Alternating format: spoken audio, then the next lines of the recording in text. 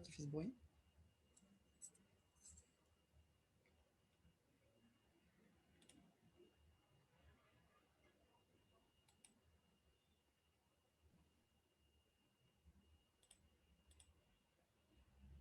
Mais j'entends rien.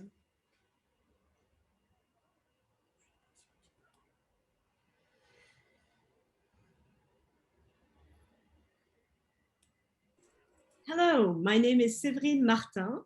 Welcome. I'm the director of Columbia University's undergraduate program in Paris, which offers year-long opportunities for students to study in France with a wide range of curricular programming across the humanities and social sciences. It is my great pleasure to introduce this webinar on smart cities and the impact the pandemic may have had on digital technologies across the world. Organized in partnership with Sciences Po School of International Affairs, the Center for Columbia Global Engagement, and my colleagues from the Columbia Global Centers Paris, Tunis, and Nairobi, it is the fifth and last webinar in a series dedicated to reimagining cities. Past webinars have dealt with questions relating to international city diplomacy, urban sustainability, diversity, inclusion, and more largely, the exploration of global trends during and after the pandemic. It is my great pleasure to introduce the curator of this wonderful series, Professor Lorenzo Kihlgren Grandi, who is a leading scholar, and I will say all matters relating to city diplomacy. He is also a faculty member at Sciences Po School of International Affairs, the École Polytechnique, and naturally, Columbia University in Paris. Thank you very much, Lorenzo, for bringing us all together today with such a fantastic group of specialists. The floor is yours to introduce today's speakers. Thank you very much, Séverine. It is a pleasure and an honor to be your curator and the moderator for today's webinar. As you mentioned, we are going today to discuss and to question the need to reimagine smart cities worldwide. Our starting point will be, in fact, the definition of a smart city. So a smart city is a city that uses digital technology to work better, to function better. And this at the government level, in order, of course, to offer better services, to communicate and engage citizens, but also as tools that are made available to the whole community, to the whole territory, striving for a better sustainability, so have better jobs, better quality of life, and of course, having a less negative impact on nature and the climate. Well, of course, smart city is not exempt of challenges, and those challenges actually were far present well before the pandemic itself. And just to mention three of the leading challenges, we can remember the role of the necessity to deal with the ownership of personal and urban data owned by private companies, the socioeconomic impact of commercial digital platforms, and of course the difficult balance between privacy and the security. To these challenges, the pandemic has have added others, and I will just mention two that are extremely relevant. On one side, we have seen that there is a need to rethink technology-enabled resiliency. Of course, many cities have been using technology to become more resilient, but no city have been fully resilient to an unexpected shock such as a pandemic. And the pandemic has also shown us that there is this growing level of inequalities in urban areas worldwide, including those inequalities that are fueled and fostered by different access and capacity to benefit from digital technologies. Nevertheless, we try to be a little optimistic today, of course, and the pandemic has been creating a momentum. And this is because basically those challenges are both global and synchronous. And we have two emerging tools that cities across the world can use. On one side, we will discuss today this spread of the multi-stakeholder approach. So basically empowering citizens and local actors that are highly motivated on topics such as participation, proximity, sustainability, well-being. And on the other side, the field that I'm currently researching on, my field of expertise, which is the smart city diplomacy. So it's the international action of cities, which allow cities to connect with each other and connect their respective communities in order to share best practices and innovate together. And we have three wonderful examples today for this dual approach. So we have the pleasure to welcome Mr. Nejia Lanouar, Chief Information Officer of the City of Paris, and Mr. Michael Donaldson, Commissioner of Technological Innovation, Electronic Administration and Good Governance at the Barcelona City Council. And we know that those two cities are very well known, are a benchmark, a model, in fact, for human and participatory approach to smart cities. And we have also the pleasure to having with us Ms. Simina Lazar, the network coordinator of ASToN. ASToN is a network of African smart cities, and in itself, it testifies, it represents this strong will of cities, in that case, at the regional level, at African level, to collaborate, to share best practices, to build together without, of course, and we will talk about this, without forgetting the local specificities. So before moving to our roundtable, I would like to remember our public that you are, of course, invited to ask your questions through the Q&A box, and we will answer them at the end of our first discussion. So now moving to the first round of questions, I would like to start with an exploration of the city's response to the pandemic. And I would like to start with Nejia, Madame Lanouar. So Paris is known for this smart city approach center on residents, sustainability, and resilience. Much more, of course, those are the priorities, not the mere technological advancement. How this approach hold up to the pandemic? Did the city of Paris felt the need to adapt it or modify it? Nejia, you have the floor. Thank you. Before answering this question, I think it's very important to make the difference in what smart city would mean, depending on cultural aspects, political aspects. So the first question is, what is exactly a smart city? Is there only one model of a smart city? The answer is probably not, as it is for human beings. So we need to consider several aspects of a smart city. The first one is the mayor's policy and what the citizens really want.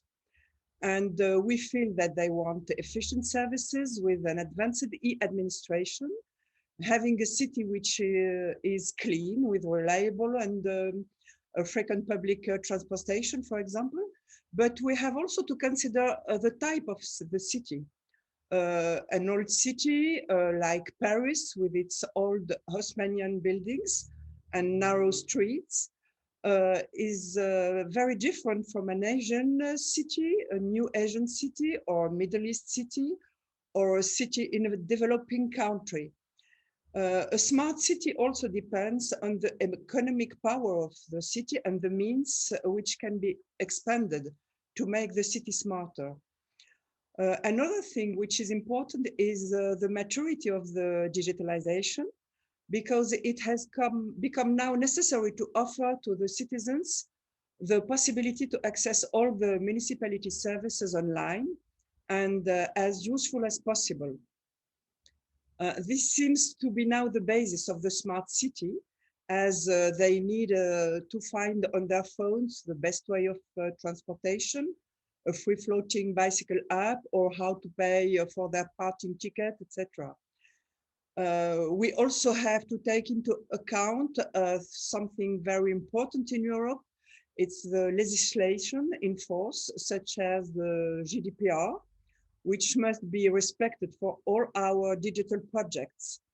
So once we have digitalized our services as far as possible, do we really need a completed connected platform city with sensors everywhere and data collected to pilot the city? Without going into too much details, our vision of the smart city is not the usual high-tech and autopiloted by algorithms city. In brief, in Paris, our policy is to accelerate the digitalization of the services, as I just said, but it's also increasing the sustainability by developing our cycle lanes, making the downtown area car-free, making the public space greener. So we have made another choice, and our mayor has also chosen the 15-minute city model instead of the technological smart city model. 15-minute city is an urban organization where all essential needs are within 15 minutes by foot or bike. The guiding principles are ecology, proximity, solidarity, and participation. Then it must be said that this crisis took the whole world by surprise, and Paris, like the other cities, has done its best to deal with the situation. This pandemic has forced us to be more agile, more creative. It played a major role in revealing our strengths, but also our areas for improvement. In my opinion, it highlighted the importance of maintaining the links. For the IT department, for example, it meant keeping the connection with our agents by facilitating home-based work, keeping the link with the citizens. The Paris public administration was up and running during all lockdown, thanks to the work done during 6 years. It's more than 80 digital services that are available to the citizens. Apart from new emergency numbers and a few digital forms, no major improvement was necessary. But for the whole city hall, it meant also keeping a link on the field. So during a crisis, the city hall cannot stop all its missions. Births, deaths have to be registered. The garbage has to be collected, the public space cleaned, the schools and nurseries opened for a part of the population. And we had to maintain a close link with the more deprived citizens and offer them the help of the city.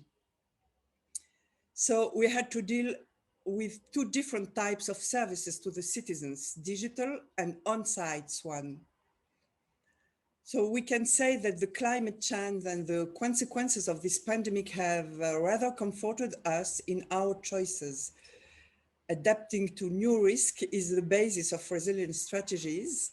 All new events in Paris or elsewhere is an opportunity to update our plans. And COVID-19 will also leave its marks. We were, for example, already heavy users of mapping systems for communication purposes, project and crisis management. Our geographic information system confirmed how useful it was when solving logistical issues during the crisis. We plan to continue investing in this tool. Adding, for example, 3D layers and building information modeling are on our roadmap. Also not directly related to the pandemic, but due to numerous attacks that occurred during this time period, cybercrime is definitely a very serious threat to cities, hospitals, and facilities. Any organization can be targeted. So cyber threat prevention remains a top priority in our resilience strategy. Thank you very much, Nejia. That is a very interesting portrait of the many tasks you have to coordinate as a chief information officer. And thank you also for pointing out this need to conceptualize the smart city by linking it to the local specificities and the local needs, of course. And I would like now to move from one global city to another and from one approach based on human beings to another one during the sharing so much of what you were, Nejia, what you have been describing now. Michael, we know that Barcelona has focused its capacity, in fact, digital capacities, on the idea of empowering bottom-up decision-making and innovation processes, basically as tools to find collaborative solutions to the major challenges of everyday life in a city. And as well as to create a sense of community. How has this approach and its own processes supported Barcelona response to the pandemic?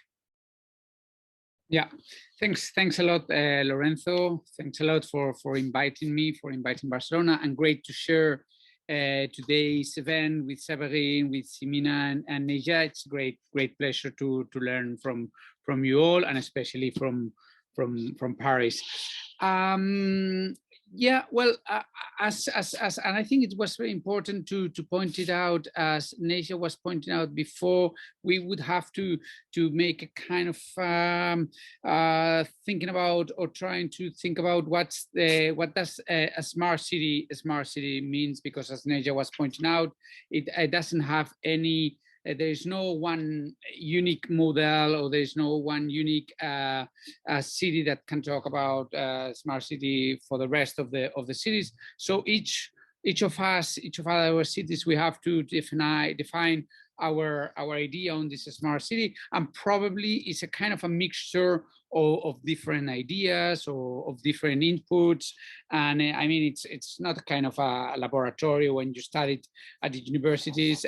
Real life tends to be a little bit more complicated, and it's not as nice as they show us in the books or as we learn, but that's the way it is. So in that sense, in Barcelona, we've been kind of a shifting from one model, one idea of this smart city, this classical idea of a smart city. Nejia was pointing out all the sensors, how we sensor the whole city, and how we gather all the information, we collect all the data in order to know what's going on in the city, so we can make better decisions.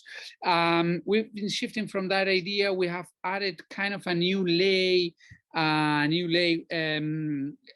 only talking about smart city, but smart citizens, which it would be how to include the collective intelligence that arises from our community, from our citizens. I mean, our citizens, they are also expert of Barcelona. They are all Barcelona experts. They live in the city. They drive up and down, they move from a place to another one, they've got their jobs, they go back to their houses, they've got their dreams, they've got their hopes, but they also experience their problems. So in that sense, they've got experience, and we need to gather all this intelligence, all this collective intelligence that arises from our citizens. So it's not only about sensors, it's also about brains and hearts and hopes from our citizens. And then we need to do this with a purpose, because otherwise we're going to be lost with a lot of innovation, a lot of digital disruptions, a lot of new technologies, a lot of new things, new gadgets coming in. We need to focus on a purpose. We need to answer the question why. Why are we developing? Why are we implementing all these digital and smart city solutions? Basically, in Barcelona, our answer to this question, this why, would be humanizing technology. How we put technology at the service of people's need.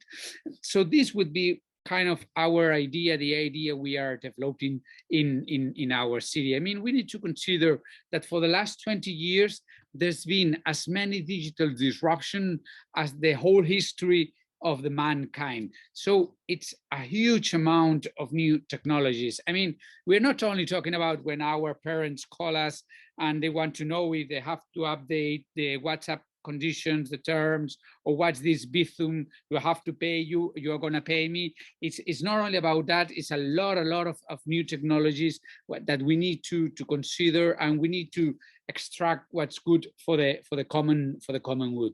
So this is helping us in order, as I said, in order to drive this innovation, this technology for our purpose, because otherwise it's all about sensors. It's all about you getting in touch with the companies, with the tech companies, and they sell you a lot of incredible NASA things. But at the end of the day, you don't really know what to do with them. And then I'm trying to answer to your question, Lorenzo, about how to empower, how to make this this bottom-up idea real life. We believe that our reality has become more and more complex. I mean, there was kind of a discussion if we were in a chance of an era or we were in an era of changes. The COVID, the lockdown, the pandemic has shown us that we've really changed the era. We are living other times. Digitalization is one of them, the drivers, but there's a lot of things that they really completed, puts us in another stage. So we need to try to tackle these new problems, new challenges we have from different points of view. So it's not only now the city hall or the public administration anymore, the one who is going to be in charge of solving all. It has to be rather the public administration, public powers, along with the community. So we need to create these spaces. We need to give voice. We need to have active listening to our citizens. We need to create these common solutions through innovation, through transformation, in order to, as I said, to achieve the new challenges, the new problems. In Barcelona, in that sense, we've got our digital participation platform. It's a platform that there are over 50,000 inhabitants of Barcelona that they are registered. We want them to be registered because the quality of the democratic debate, of a public debate, needs to be face-to-face, even though it's virtual on the digital platform. There's a lot of debate going there. There are a lot of proposals. There's a lot of deliberation, and that we are now launching. We've already finished, in fact, after 30 million of investment decided through a digital budget participation process. And then we are also tackling this idea of innovation through a public foundation in the City Hall of Barcelona, where we gather people from public administration, but also from startups, from companies, from civil society, NGOs, and university and research centers. We all gather with the same level, with no with the same level as I said, and we try to tackle the different problems. We try to define from the beginning these problems from a cross-cutting perspective, because the truth might be one, but it's very big and it's very well divided. So it's very important to gather everyone around this truth to create this common idea of the definition of the problem we want to tackle, and then the solution through innovation, through participation, through this idea of transformation. Thank you very much, Michael. I think it is extremely valuable to use the perspective you are offering us, that is basically doing a step back and look at the whole process and ask ourselves about where to find the strategic goals, where we want to go, and this approach that values the participation of citizens and local actors with this sort of switch, because the approach is rather the opposite most of times when the institutions want to teach, and in that case it seems to me that you want to learn. And you value the opinion of local actors. I think it is very inspiring as an approach. There is also this element you were mentioning about this change of era, which makes all the most important for us to try to understand and get a hint of the major trends of these new challenges and processes that are developing. And for that, I would like to ask our representative of the African smart cities with us, Simina Lazar, about her perspective. So Simina, you really have a privileged observation on the evolution of the impact of digital technologies on both the administration, municipal administration, and the urban life in Africa. And so you have been able to observe this evolution that we were talking about over the last few months. So has the pandemic changed or accelerated the process you have been observing before? What are the news? What are the main dynamics that you have identified? Thank you, Lorenzo, for the question, and thank you, Nejia and Michael, for sharing your insights with me as well. It's very powerful to listen what your cities have been doing. Before I dwell into your question, Lorenzo, a very quick introduction of ASToN, because we are not one city. We are a network of 11 cities coming from 11 different countries in Africa. We are covering. We also have English-speaking, French-speaking, Portuguese-speaking countries. We have cities, small cities, secondary cities of around 80,000 inhabitants, like Bizerte in Tunisia, but we also have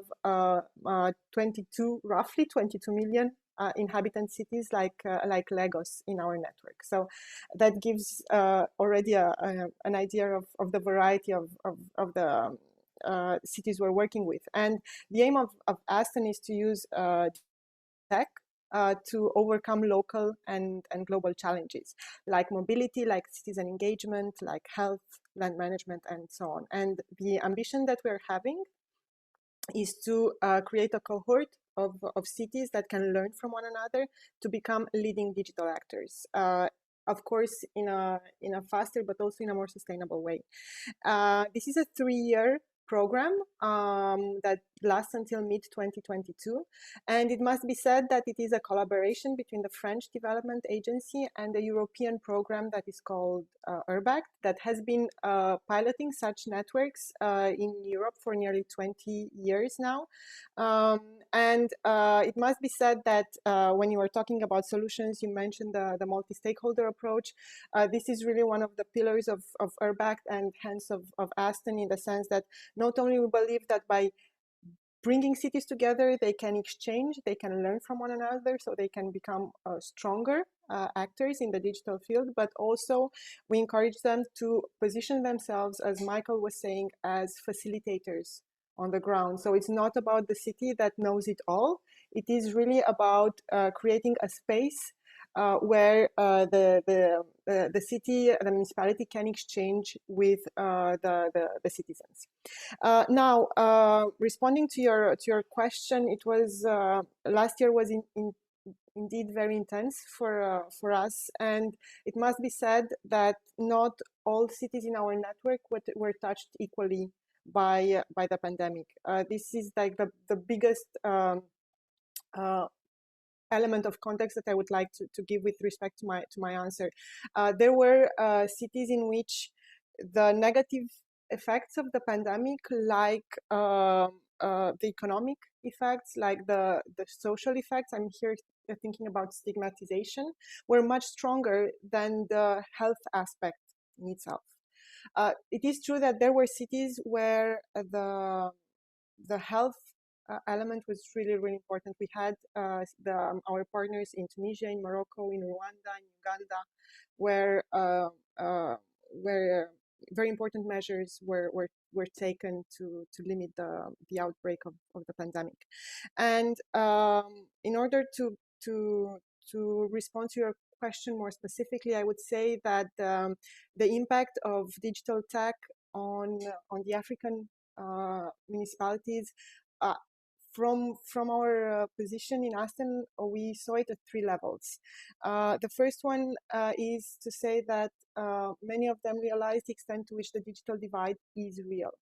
The digital divide made the difference between those people that had access to school, to health services, but also to food.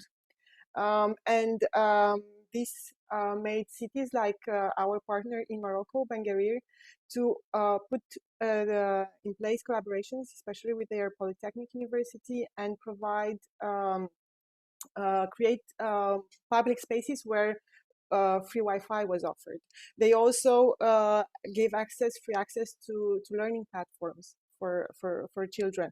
In Bamako, where in Mali, where the informal economy is so important, the municipality put in place services, digital services, to help people learn to write their CVs, their cover letters, and so on. The second aspect that I would like to underline that we observed is the acceleration of digital processes. To some cities that were in the game already, they realized the extent to which this is the only way to put their city also on the international map, if we are to talk more about the digital diplomacy approach.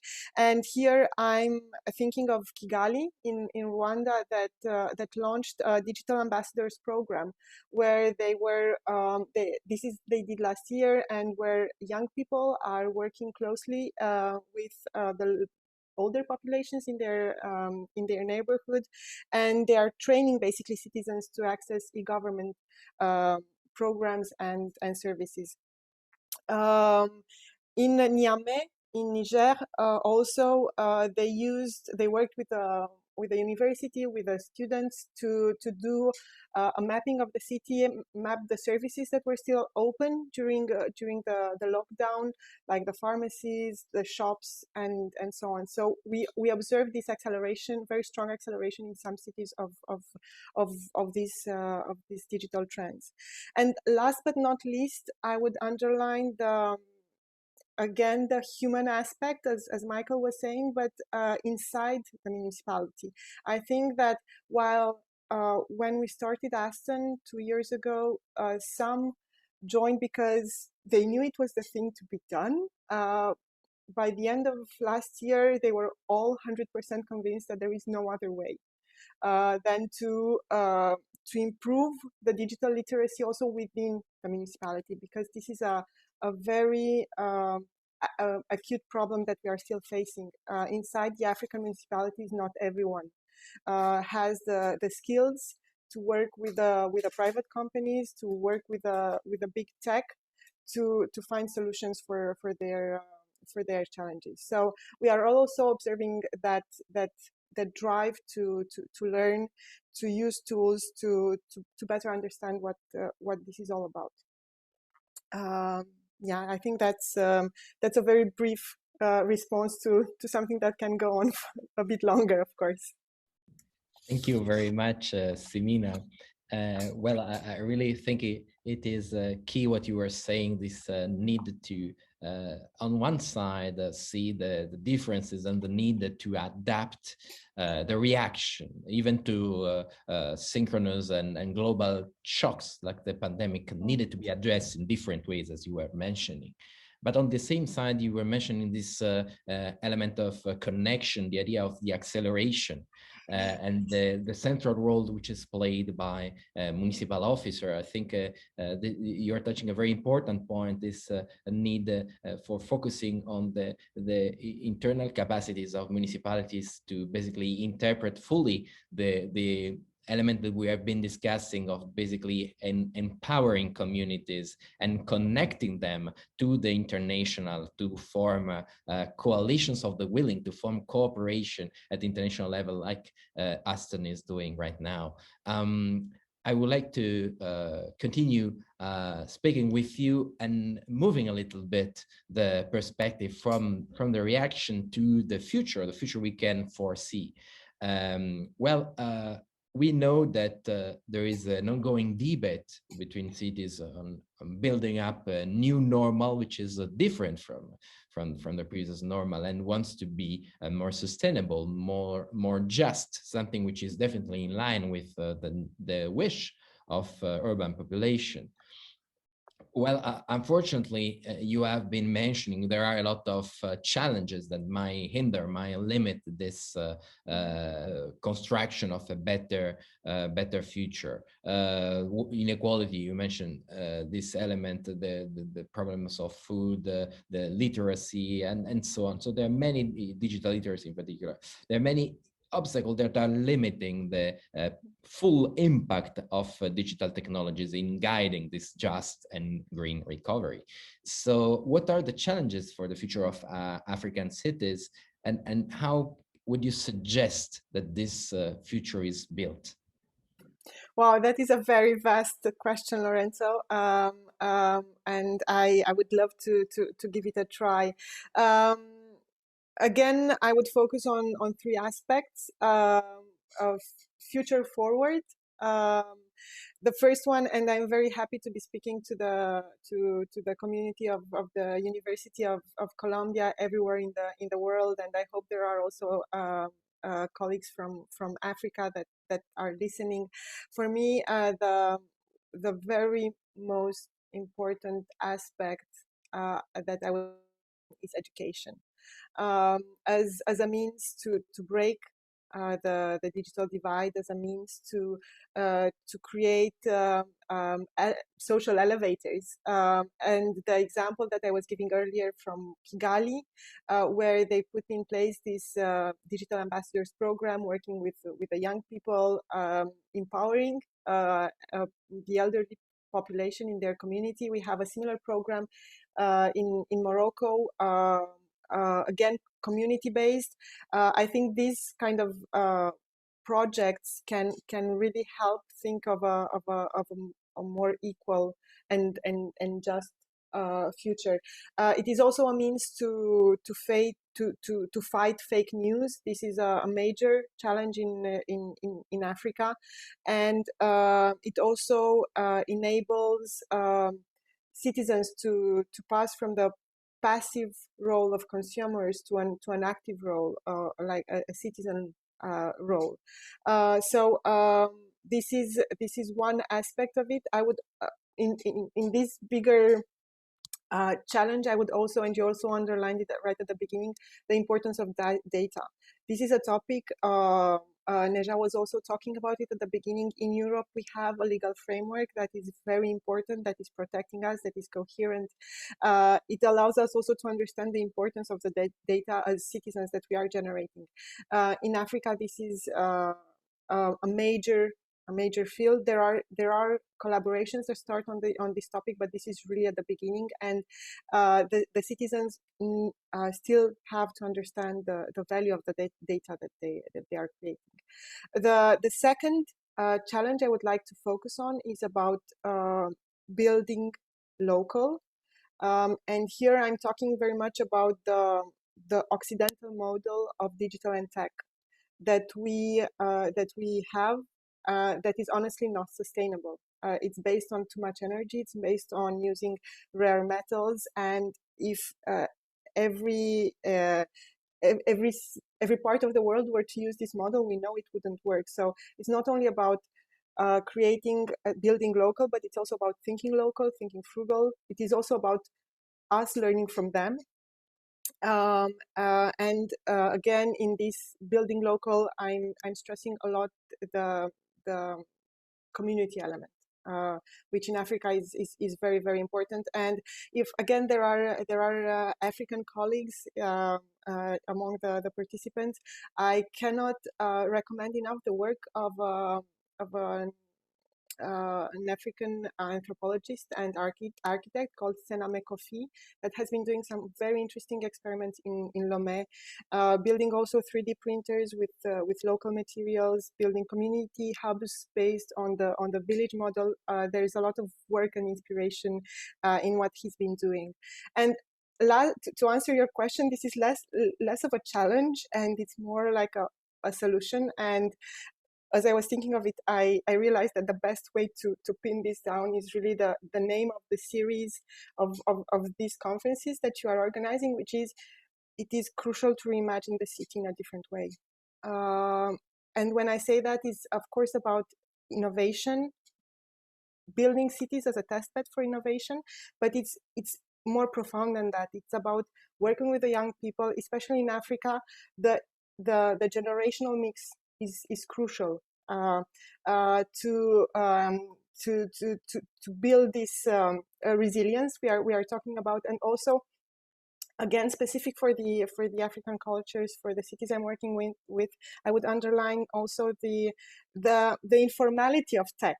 We usually see tech as something that is very formal, right? And it's all about sensors and data and algorithms. But there is also something very informal in tech related to the fact that we share it, we distribute it.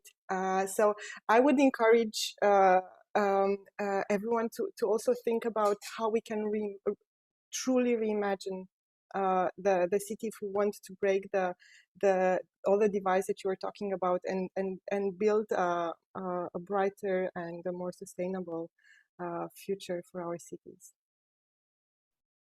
Thank you very much, Simina. I have to say, I totally agree with you. We have to trust and empower young generations, the students. It's our task, in fact, to give the theoretical tools, to give the methodology tools to these students, but then, of course, to trust them with their capacity to be creative, to be innovative, as you were saying, to become fully smart citizens. That's just like Michael was saying before. Thank you also for mentioning this important element of a city as a built environment.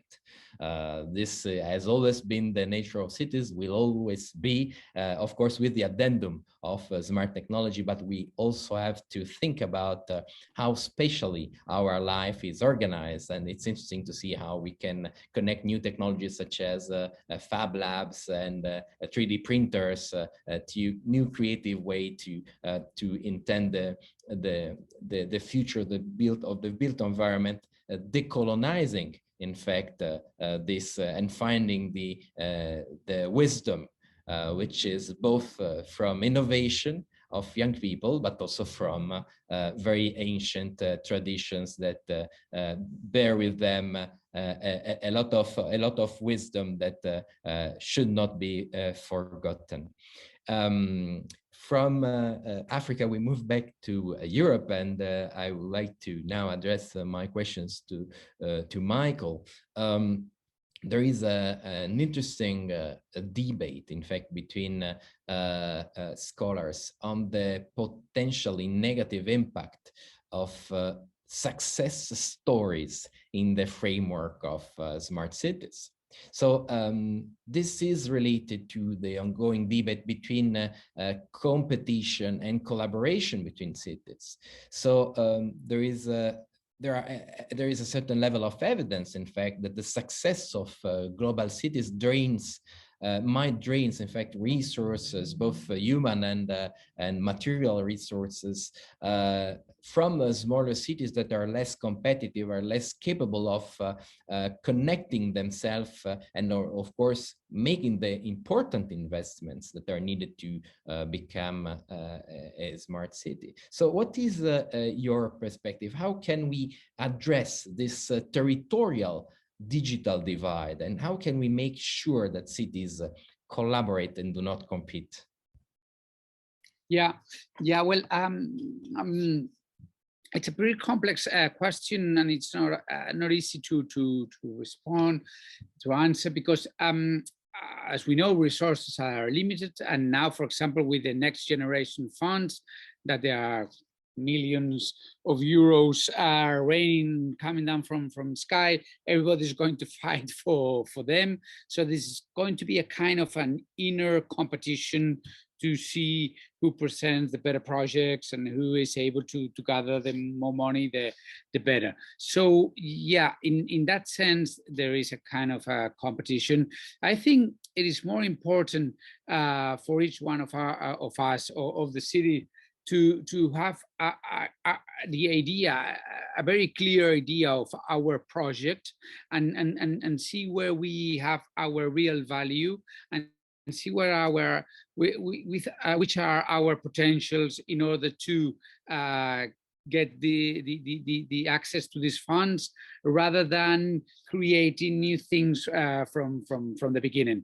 So in that sense, there's still going to be a competition, of course, but at the same time, it's going to be more a honest competition in terms of if everybody goes for the potential they've got from the good things they've got, we are more or less going to be able to distribute, to divide all the funds that they are coming. And then there's kind of another force, another dynamic going on, which would be the collaboration between the cities, between the territories. And this is something that's been working for a lot of time. And I think that it really helps in terms of collaboration, in terms of construction, new realities, and in terms of gaining trust between ourselves. In that sense, Barcelona is working a lot in a lot of international networks, but from the digital innovation perspective, we are working hard on the KSF, on the Knowledge Society Forum, which it would be like the Eurocities network for digital cities. We are now the chairs. We are also working along with New York and Amsterdam and 50 other cities with the City Coalition for Digital Rights, working to protect our digital rights as well. It's been said here about the importance of the digital divide, the impact of the big data, AI on the ethical and digital right dimension. So it's very important, and we are learning from each other. Barcelona, we have just passed a strategy on ethical AI, following the steps of Amsterdam. London is now going to London and Barcelona and Helsinki. We're going to launch Urban AI Observatory in order to follow all the different policies on AI. So I mean, it's really rich in the way we are able to gather all the diversity. And we're talking about different realities. We're talking about different countries. We're talking about different laws. We're talking about different traditions. But we've got a common goal. We've got common challenges, such as the digital divide. Or here at the Spanish level, at the national level, we are now, along with Madrid, capital, and Valencia, and 12 other cities, big but also small cities. We're talking about 1.5 million, 3 million of population, which it would be Madrid and Barcelona. But we're also talking about cities like Echevarri, which has 10,000 population, and we are creating the network of the urban centers, which is basically all these cities. We've got these urban innovation centers in order to develop different transformations for the cities, and each one with their resources, their different skills, their different potential. We are learning a lot from each other. And I mean, Madrid and Barcelona might have a lot of resources, but at the same time, there's a lot of innovation going in small cities because they respond to a smaller organization, so they are maybe sometimes faster in order to adapt themselves to the new realities. So there's a lot of things to be learned. You know, diversity, it's a great thing for democracy, and it has its sense because it brings a lot of richness, it brings a lot of new ideas. So yeah, I'd say that collaboration and diversity are key values for the 21st century. Thank you very much, Michael. I think it is very valuable what you were saying about this capacity and commitment of cities to look for the complementarity. So this idea of having your neighbor city not just, in fact, as a competitor, but as someone who can bring you the tools, the ideas, including, as you were mentioning, something that can come from smaller cities that they might have less financial availability, but the creativity, the ideas might be just what a big city needs. So thank you for highlighting how this happens at both the national and international level. And I would like to conclude this round of reflection on the imagining the future of the smart cities with questions to Nejia and of course her vision of the Paris of the future.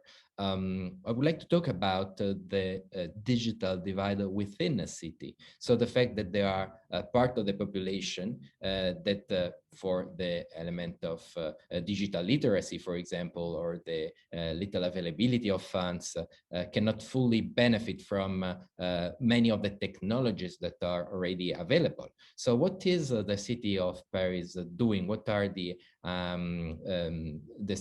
strategy of the city of Paris to make sure that everybody can profit from these tools, from these capacities that are allowed by digital technologies? We have to consider many aspects to tackle the digital divide, because we have several population to consider. We have to consider those that have no access to the internet or are not able to use it. For example, some senior citizens.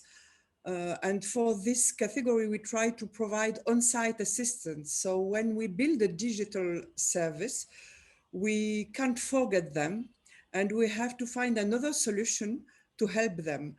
So, for example, the city took several initiatives to reduce the digital divide, and they can go to the town hall. We have 17 boroughs and boroughs halls. And we train municipal agents to help these people with their digital administrative procedures with free computers. With the help of social workers and associations, an important work is done to identify people in need for digital support or training. Sometimes we can only join us by text messages, or sometimes it's not possible even with text messages. So at the organizational level, the city wishes to have an overall vision of the prevention field, including the digital divide. And to this end, we have an important IT project plan to merge several information systems related to social domains. And we try to offer digital service to the citizen. And but we try also to put the municipal agent between the citizen and the digital service to help him. For the more vulnerable, such as the homeless, we set up a kind of push service. So it's not a digital service, it's not a free service computer, but it's a bus, a mobile town hall. And we have several buses that are equipped with computers, Wi-Fi, etc. And the buses run through the capital and park for the day on planned locations. And it's free, and it requires no appointment, and users are assisted in their administrative procedures with the help of municipal agents. And this is now also being used for our vaccination program. So with these buses, we try to reach out the citizens who can't apply for an appointment to be vaccinated. But internally, we have also a digital divide. Inside the city hall, we also have some of our municipal agents who don't work in the offices, such as the garbage collectors or those who work on the public space.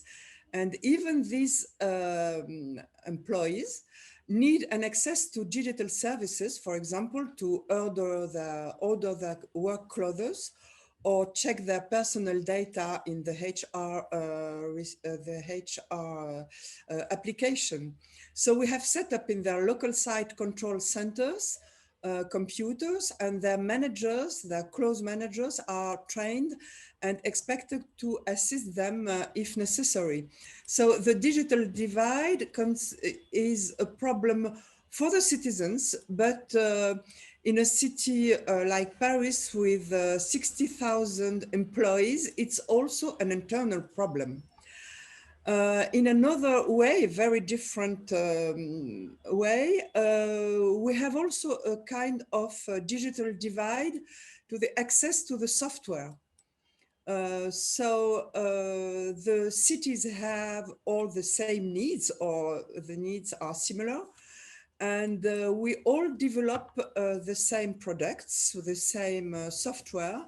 So a city of Paris now for a very long time, maybe 20 years, had a very strong open source policy. And we developed a framework called Lutes, but we also use other software, and we try to open our data as well as our programs with other cities, and this can help to overcome the digital divide. So we have built our tools, but so Lutes is a framework, is a technical framework, completely free. It offers many modules which can be used, for example, to have appointments with the city hall, or to report problems on the public space, like our application Dans ma rue, so in my street. We have also an application of how can I say, to develop forms very quickly, and it was very useful during the crisis. And this software can be shared with other cities, and we can coach the cities to use it. But we also share software developed by other local authorities. For example, we have a very successful digital platform for the schools, the first degree and second degree schools. It's named Paris Classe Numérique, so Paris Digital Classroom. It was very, very helpful during the crisis, and it is also not completely free, because nothing is really free, but the first step is free. You don't have to pay license. You have to pay to adapt the solution, and we share this software with other cities or local authorities, and we can share also the costs of the development of this software. I can also speak about the participatory budget. As Michael said, we have a platform of participatory budget which can be used by other cities. And so I think it's also important to think about what we can share with other cities. We have a network with European cities, the CGCC group. We have a network with the French cities, and we are open to work also with African cities. And we went to Tunisia, for example, to present our framework Lutes 2 or 3 years ago. For the citizens, in September 2018, we created, so the city of Paris created also TUMO. It's a school in Paris, a new kind of school around digital creation for young people aged from 12 to 18. And the young person can learn digital use and coding. And we discovered after a few weeks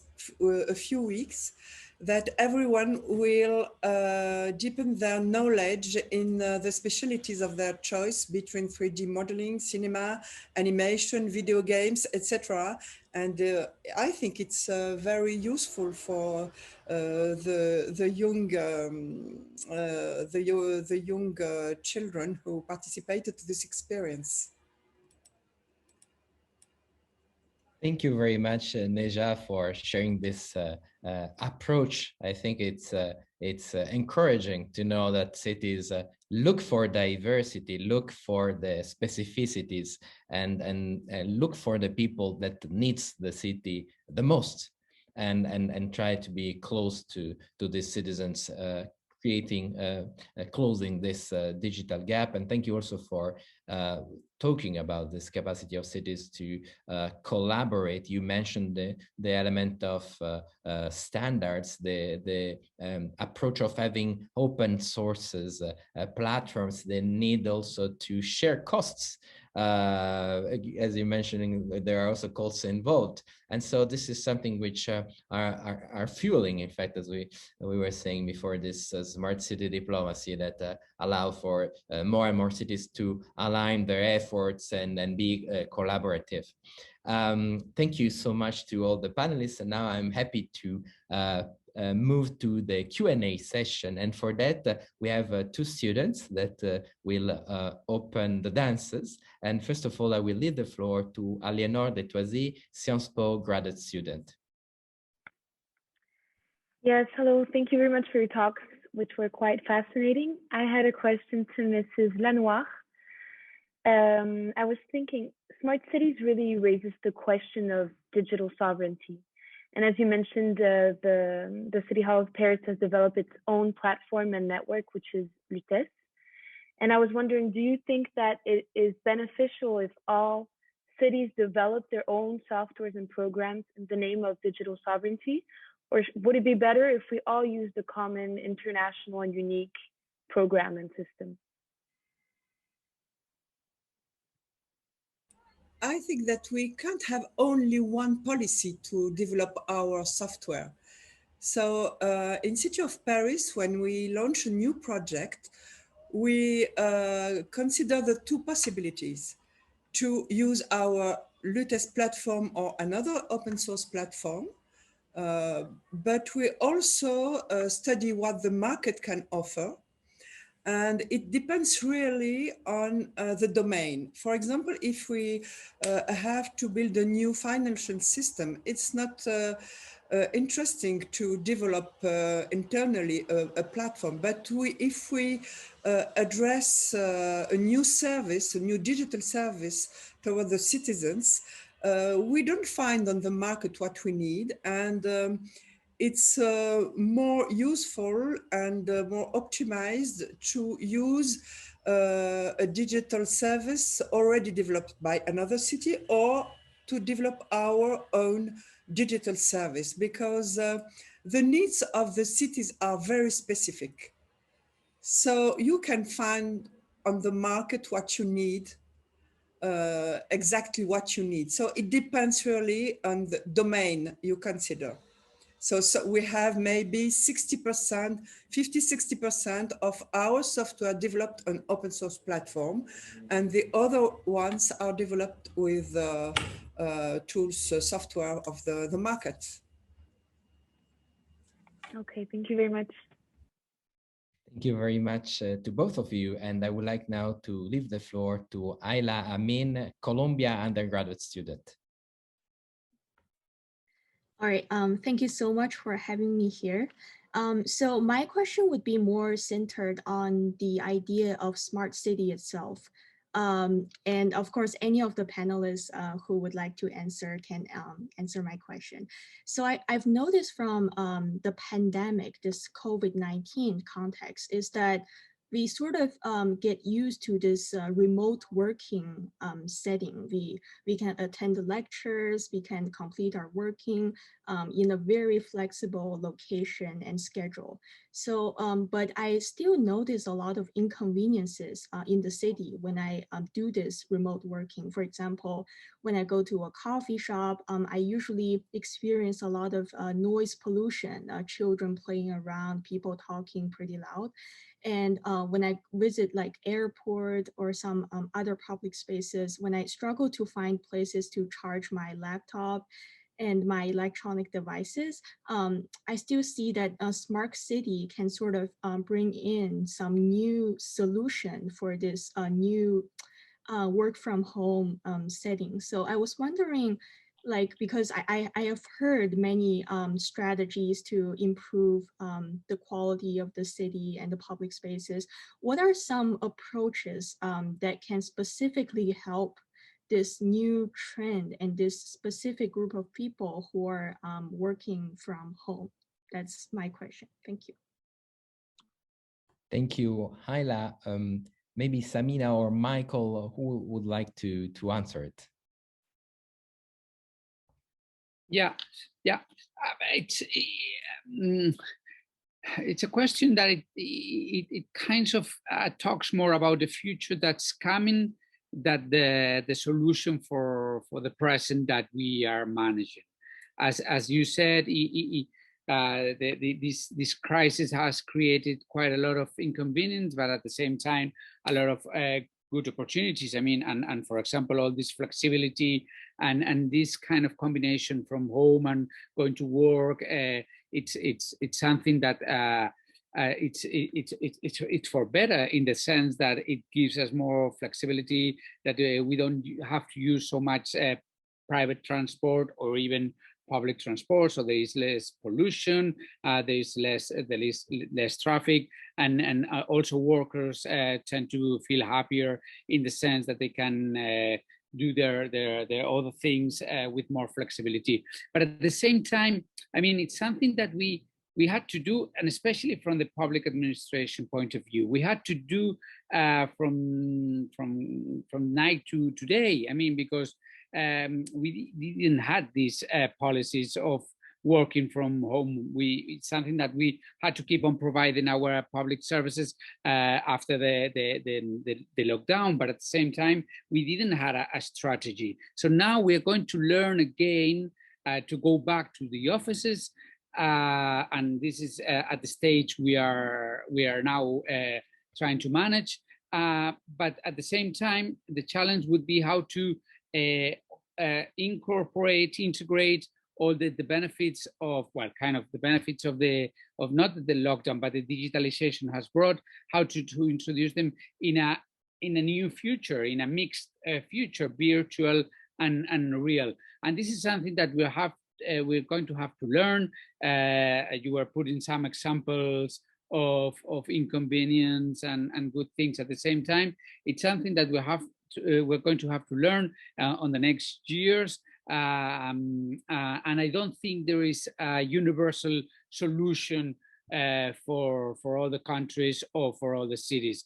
What I do think is that technology has to be an asset, has to be a driver in order to help that.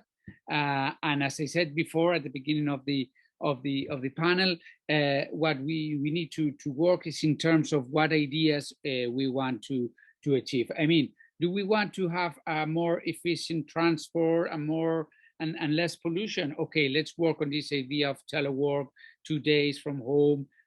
So we instead of having a new highway, we might have to put a tram lane or a bus lane or cycling lanes or wherever. But and then the solutions, the technology solutions will come following this idea. Thank you very much, Michael, and thank you, Haila, for this question that allowed us to imagine our future. And we have many questions from the public. Unfortunately, we don't have the time to listen to answer to all of them. But I have one I would like to address to Simina. Is from Eva Soler, a Columbia undergraduate student. Eva is an engineer. She highlights the need of use problem-solving skills to find solutions to problems. And she asked, what is the role of science and innovation in reinforcing city networks to tackle issues such as climate change, socioeconomic issues, and other challenges? Thank you very much for that question. It's a beautiful question, and I can only highlight. I cannot say enough of the importance of science in the context of the fake news that we are living today. This is the case in Europe, where I'm based, but in Africa, this is a major issue, and in some countries, cities that we are working with, this is even more important and pressing than COVID ever was. So I would say, especially when it comes to topics that are complex to handle, digital and tech is one of them. It's complex when it comes to the infrastructure behind it. It's complex when it comes to the softwares that are needed, the skills. It's everything about learning fast, and it's also important when we talk about of course climate change, understanding the real challenges, making sure that we make the good link between the true problems and the solutions that we want to address. And if we don't have that precise and correct understanding of the problem based on science, based on indicators, then the solution that we are building is very likely to not be the right one for our problem. So yes, to having as many as possible scientists, problem solvers in every city. That for sure would make things much more easier. Thank you very much, Simina. And I have questions that might, in fact, be addressed to our three panelists, which I invite to answer, of course, just in a few words. We have Yuval Keren, another undergraduate student at Columbia. He asks, what technological and communicative tools can or should smart cities develop in anticipation to the next crisis?